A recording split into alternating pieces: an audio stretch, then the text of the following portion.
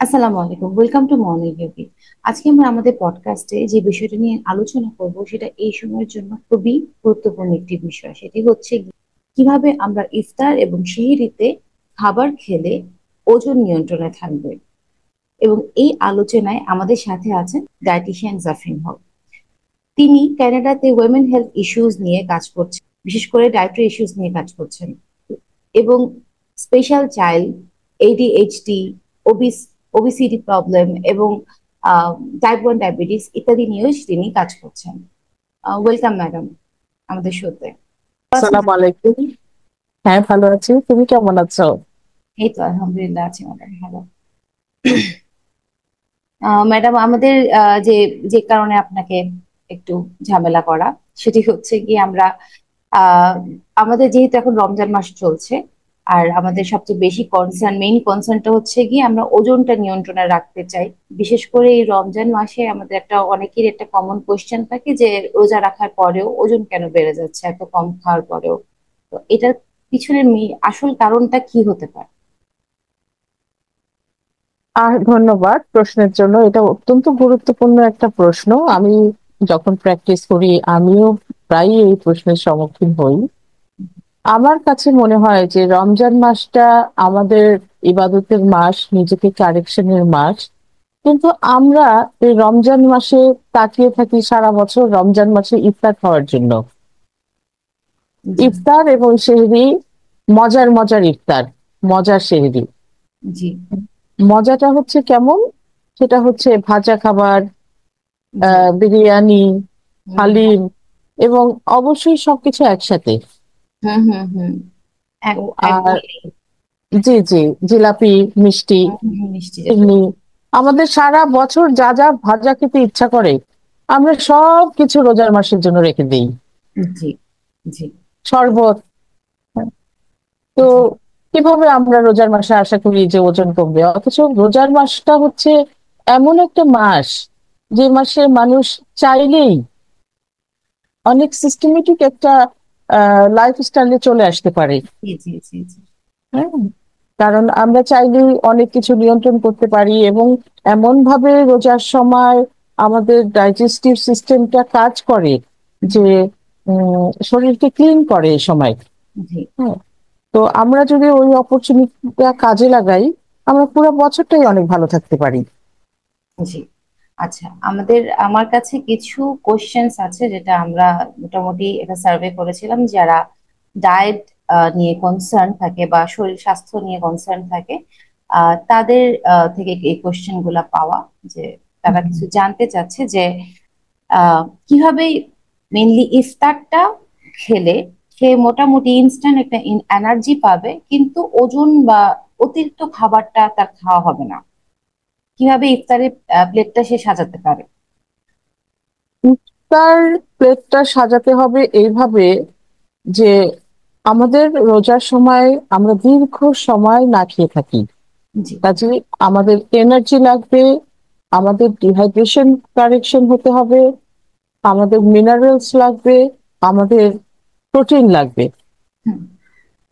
কাজে আমরা প্লেটটাকে এইভাবে সাজাবো। হুম। ধরো একটা পেশেন্ট যদি একটা পেশেন্ট, ওবিস পেশেন্ট, সে যদি 1,000 ক্যালোরির কোনো ডায়েট চার্ট মেনটেন করে, হুম। আমরাও চেষ্টা করব 300 থেকে 350 ক্যালোরির মধ্যে ইফতার প্লেটটা সাজাতে।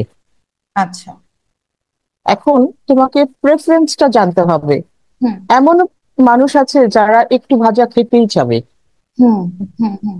এমন মানুষ আছে যারা ধরো একটু চাইনিজ টাইপের জিনিস খেতে চায়, হুম। হুম। এমনও হতে পারে যে সে ভাত খেতে চায়, অনেকে কিন্তু ইফতারে ভাত খেয়ে ফেলে। জি। জি।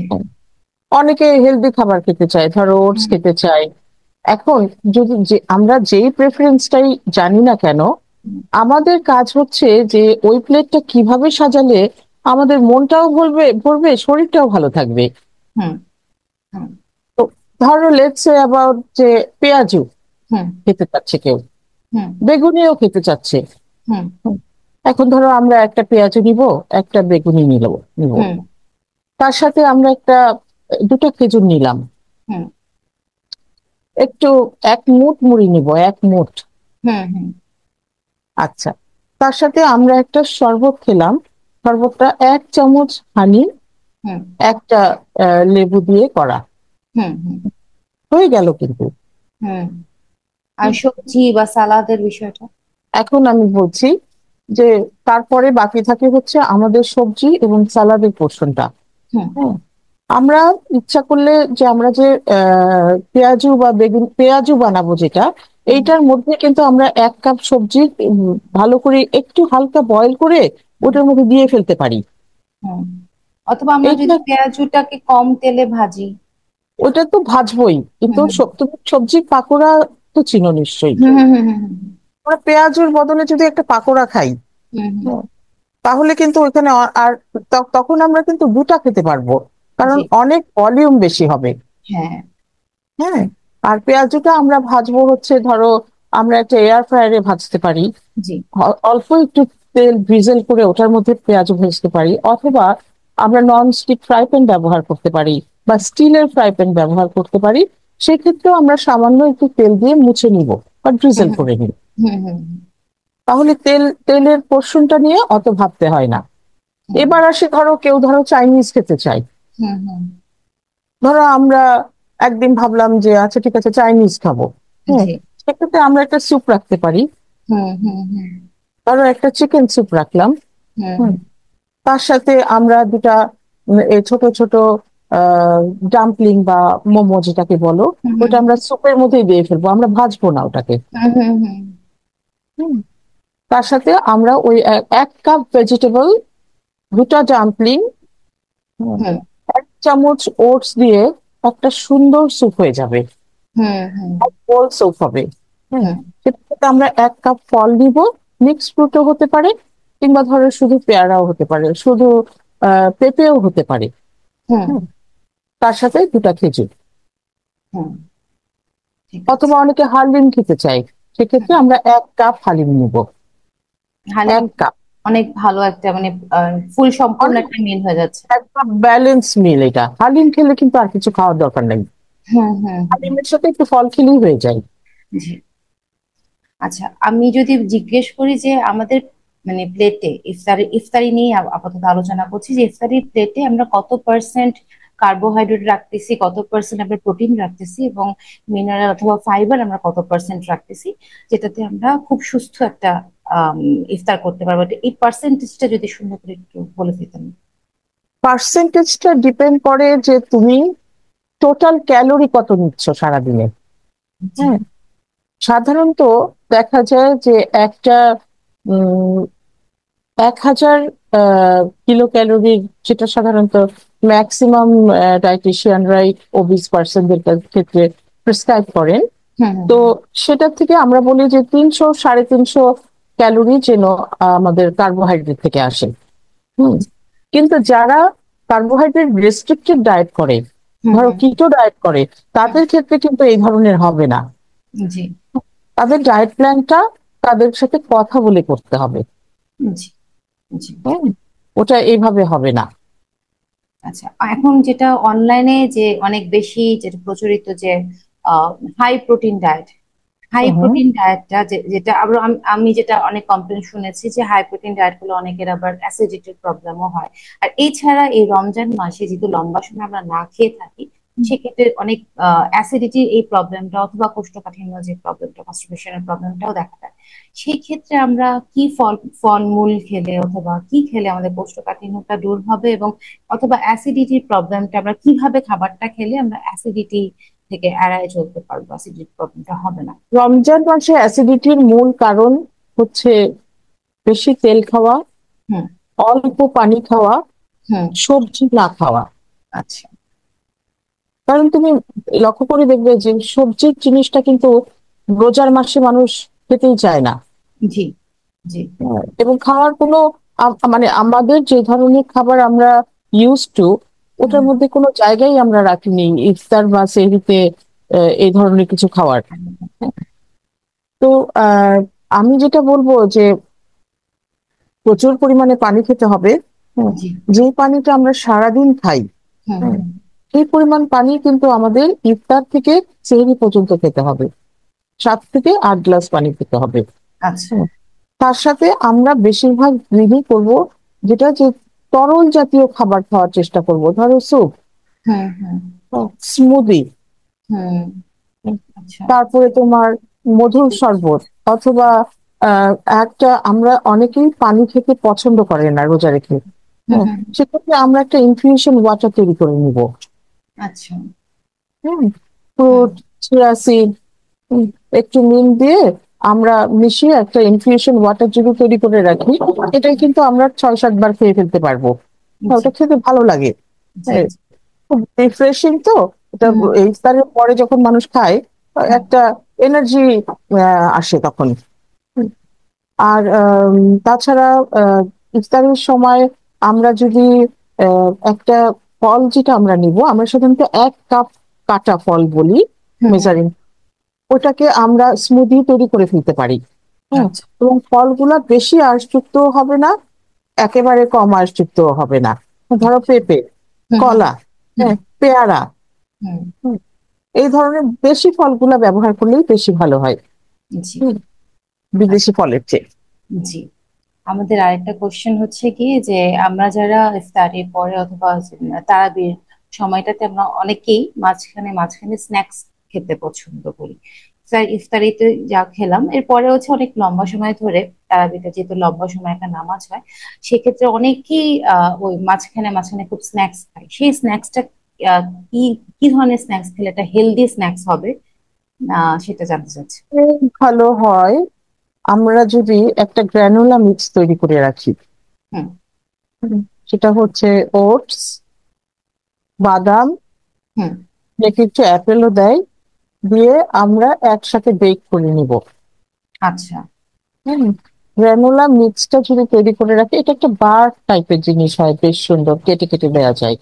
জি। হুম, আচ্ছা। ওটার মধ্যে একটু মধু দিয়ে সুন্দর করে ভালো করে মিশাতে হবে জিনিসটা। হুম হুম হুম এসে ওটা দিয়ে আমরা যদি একটা গ্রানুলা বার তৈরি করে রাখি, হুম ওই বারটাকে আমরা বিভিন্ন ছোট ছোট স্লাইস স্লাইস করে কেটে হুম রাখবো, ওটা আমরা যখন ইচ্ছা একটু একটু খাবো।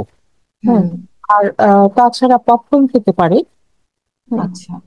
আবার খই দই। খেতে পারে। হ্যাঁ, খই খেতে পারে।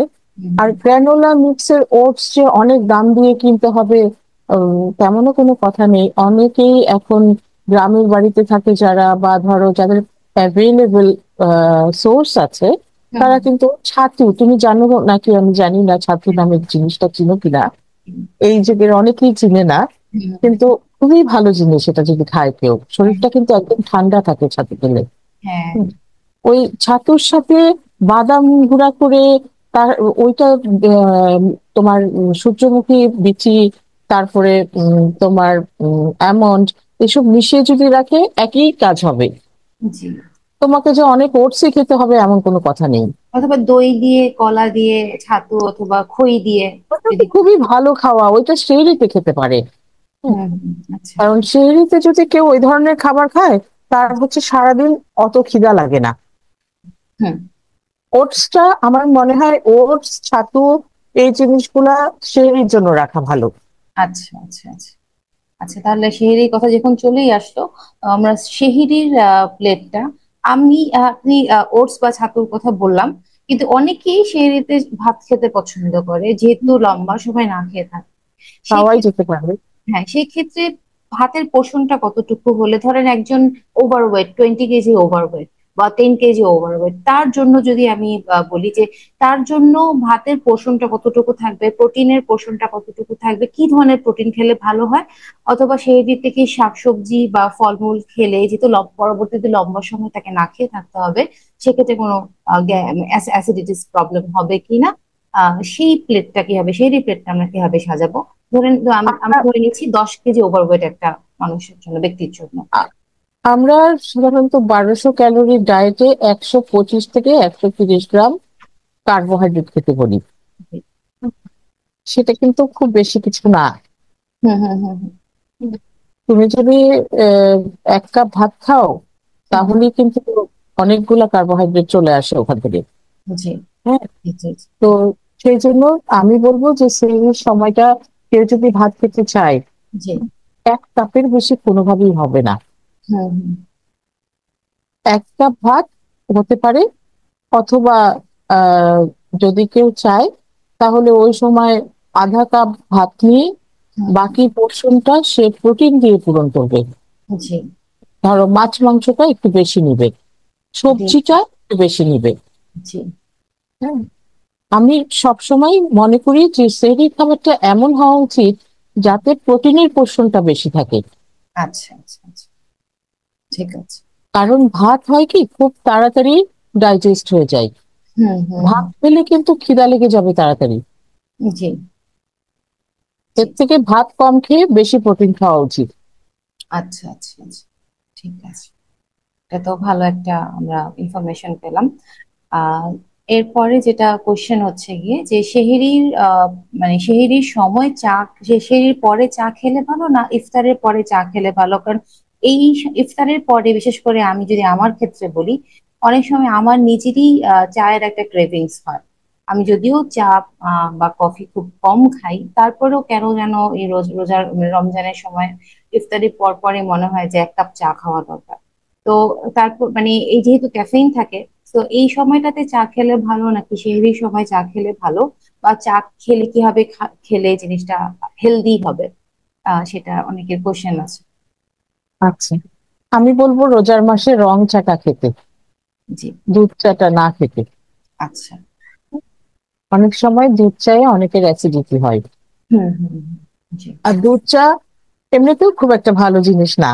কেউ হুম, যদি দুধটা গরম করে নামিয়ে লিকারটা দেয় হুম, তাহলে দ্যাটস ফাইন, কিন্তু আমরা যে পদ্ধতিতে দুধ চাটা খাই, জি, জি।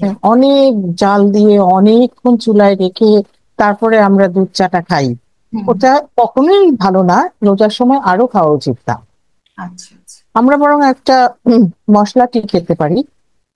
হ্যাঁ, হুম, সব রকম দারচিনি, এলাচি, লবঙ্গ, তেজপাতা দিয়ে হুম, একদম লাইট লিকারের একটা চা আমরা খেতে পারি। হুম। সেটাতে খুব একটা খারাপ কিছু হবে না। হুম। এখন আচ্ছা, তুমি বলছো যে সেটা কি সেহরির পরে খাবে নাকি ইফতারের ইফতারের পরে পরে। খাবে? It depends. এখন যদি কেউ সেহরির পরে ধরো তাড়াতাড়ি সে উঠতে চায় ঘুমের থেকে, হুম, হুম, তাহলে সেহরির পরে খেলেই ভালো। হুম, হুম, অনেকে আছে যে সকালে উঠে অফিস করতে হবে তাকে, হুম, সে হুম। হয়তো আর ঘুমাবেই না। আচ্ছা, আচ্ছা, হ্যাঁ, হ্যাঁ। তো সেই ক্ষেত্রে ফাইন। হ্যাঁ, হুম। কিন্তু যারা ঘুমাতে চায় তার ক্ষেত্রে ইফতারের পরে হলেই ভালো। আচ্ছা, ঠিক আছে।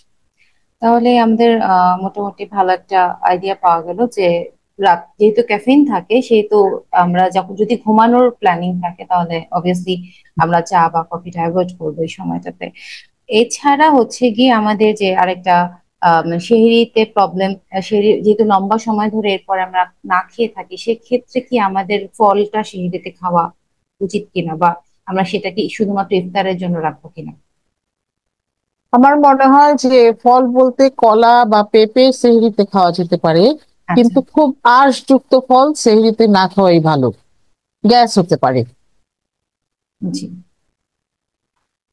আর এছাড়া যে আমরা মিষ্টি খাই, সেটা কি সেহরিতে খাওয়া ঠিক হবে নাকি সেটা আমরা শুধুমাত্র ইফতারিতে না, ইফতারি জন্য খেতে সে- পারি? না না, সেহরিতে মিষ্টি খেলে অসুবিধা নেই। আমার আচ্ছা। একটাই চিফ কনসার্ন হচ্ছে যে ডায়েটিং করছে তার জন্য, সেটা হচ্ছে সে কতখানি হোয়াইট সুগার ইনটেক করলো। জি, এটা হচ্ছে সবচেয়ে বড় একটা কনসার্ন। হ্যাঁ, জি, আমরা এমন ভাবে মিষ্টি জিনিসটা তৈরি করব যেটাতে খুব বেশি সরি বাড়তি মিষ্টি না দিতে হয়। জি, ধরো আমরা একটা কাস্টার্ড তৈরি করলাম। জি, হ্যাঁ, আমরা ওটাতে একটা ডেটস দিয়ে কুচি কুচি করে কেটে একটা ডেটস দিয়ে রেডি করলাম, বা হাফ কলা দিয়ে দিলাম। জি, হ্যাঁ, জি, কাস্টার্ডটার মধ্যে আমরা একটু ওটস অ্যাড করলাম। জি। হ্যাঁ, আমার কথা হচ্ছে যে জিনিসটা এমন হবে যেন কমপ্লেক্স কার্বোহাইড্রেট হয়। আচ্ছা। আর সুগারের সরাসরি, ব্যাপারটা? জি জি, সরাসরি চিনি যেন না থাকে, আমরা ন্যাচারাল সোর্স গুলা থেকে নিব। জি, জি, মধু, ডেটস, কলা, এগুলো তো মিষ্টি ফলই। জি। তো ওই জিনিসগুলোর মধ্যে আমাদের মাথায় রাখতে হবে যে আমরা ওই সোর্স গুলা থেকে অল্প করে নিব, এবং আমরা চেষ্টা করব যে সেই কার্বোহাইড্রেট আমাদের ইনটেক হোক না কেন, আমরা ওটাকে কমপ্লেক্স কার্বোহাইড্রেট নিব। জি। হ্যাঁ, যেটা সহজেই ভেঙে যাবে না শরীরে। আচ্ছা। এমনি সেহরিতে বা সরি সরি ইফতারের পরে, যেহেতু আমরা মধ্যবর্তী সময়টাতে আমরা তারাবির নামাজ পড়ি, এর মধ্যে যদি কেউ ব্যায়াম করতে চায়, শারীরিক ব্যায়াম করতে চায়, সেক্ষেত্রে কি ধরনের ব্যায়াম করাটা ভালো হবে? যেহেতু অনেক মোটামুটি আমরা একটা টায়ার্ড থাকি, তো কি ধরনের ব্যায়ামটা ভালো হবে? এছাড়া কতক্ষণ পরে, ইফতারের কতক্ষণ পরে ব্যায়ামটা করা উচিত হবে? ইফতারের 2 ঘন্টা পরে, আই শুড সে। আচ্ছা, 1.5 থেকে 2 ঘন্টা পরে। হ্যাঁ, আর কি ব্যায়াম করবে। ধরনের ব্যায়াম ব্যায়াম করলে ভালো হয়? এটা তো তুমি আমার থেকে ভালো বলতে পারবে যে কি ধরনের ব্যায়াম করলে ভালো হয়। তারপরেও যেহেতু ডাইটিশিয়ান আপনি। আমি বলবো যে লাইট এক্সারসাইজ করলে ভালো হয়। হ্যাঁ, হুম। খুব বেশি তুমি যেটা করাও, জি। এই ধরনের এক্সারসাইজ করলেই রোজার মাসটা ভালো হয়, খুব ভিগোরাস এক্সারসাইজ না করে। হুম। আচ্ছা। আর এক্সারসাইজের আগে সে যতটুকুই খাক, এক্সারসাইজের পরে যেন সে অন্তত একটা স্ন্যাক্স হলেও নেয়। হুম হুম হুম। এটা কিন্তু ঘুমানোর আগে। ভীষণ ইম্পর্টেন্ট। হ্যাঁ, আর ইফতারের আগে এক্সারসাইজ করার দরকার নেই, হুম হুম ইফতারের পরে, না দুই হলে ঘন্টা সেহরির পর। পরে। হ্যাঁ, জি। সময় থাকলে সেহরির পরে জি। এক্সারসাইজ করে দেন শেষ ঘুমিয়ে পড়তে পারে। জি। তাহলে আজকে মোটামুটি আমরা আমাদের দর্শক, আমার যাদের সাথে আমি কথা বলেছিলাম, তাদের মোটামুটি সবগুলো প্রশ্নের অ্যান্সার আমরা পাওয়ার চেষ্টা করেছি। আহ থ্যাংক ইউ আপনাকে ম্যাডাম, অনেক সময় দিলেন। ইনশাল্লাহ এরপরে আরো কোশ্চেন্স থাকলে, আর যেহেতু লম্বা সময় আমাদের রমজান এক মাস চলবে, এর মধ্যে আরো অনেক কোশ্চেন্স আসবে, আমরা সেগুলো নিয়েও বসবো। আজকে এই এই পর্যন্তই। অবশ্যই। আবার ইনশাল্লাহ দেখা আমরা, হবে। হ্যাঁ, আবার দেখা হবে। থ্যাংক ইউ ভেরি মাচ আমাকে ইনভাইট করার জন্য। ভালো থাকো। Thank you madam, thank you so much.